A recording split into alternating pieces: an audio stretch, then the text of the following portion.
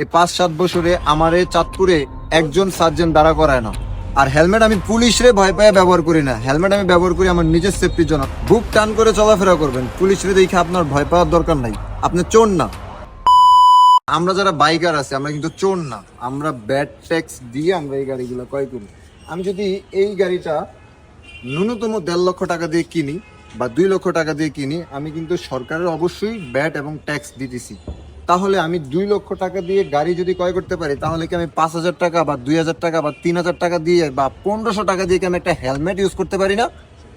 আপনি 1.5 লক্ষ 2 লক্ষ টাকা দিয়ে আপনি একটা বাইক কিনতে পারতেছেন, আপনি 10-12 হাজার টাকা দিয়ে আপনি বিআরটিতে যাইয়া আপনার ড্রাইভিং লাইসেন্সটা করতে পারতেছেন।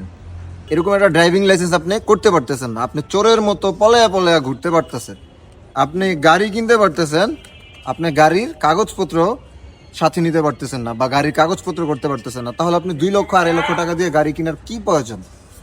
আপনাদের মতো কিছু কিছু বাইকারদের জন্য পুরো বাইক কমিউনিটিটা একটা হাসি তামাশায় পরিণত হয়েছে। যদি পুলিশ থাকে ওয়্যারলেস, তাহলে আপনারা বঙ্গবন্ধু সড়ক দিয়ে যাবেন।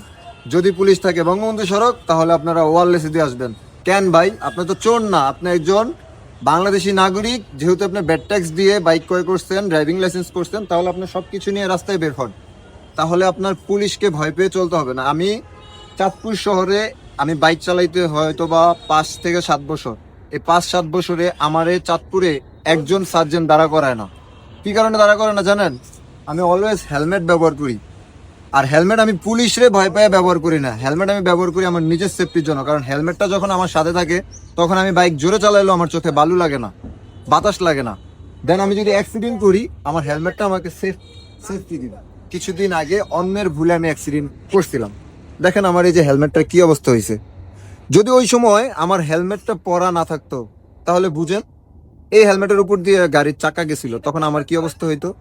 তো আমি আজকে এই ভিডিওটা করতেছি শুধুমাত্র আপনাদের মতো কিছু বাইকারদের জন্য। ভাই, ড্রাইভিং লাইসেন্স করতে অত বেশি টাকা লাগে না, হেলমেট কিনতেও বেশি টাকা লাগে না। সো আপনি যেহেতু লিগেল ওয়েতে বাইক চালাইতেছেন, আপনি লিগেল ওয়েতেই রাস্তাঘাটে চলাফেরা করেন। বুক টান করে চলাফেরা করবেন, পুলিশরে দেখে আপনার ভয় পাওয়ার দরকার নাই। আপনি চোর না। আপনি লিগেল থাকলে আপনি পুলিশের সামনেতে যাবেন, আপনাকে পুলিশ দাঁড়া করাবে না। সো যারা বুঝার, আশা করি তারা এই জিনিসটা বুঝতে পারবেন। ধন্যবাদ।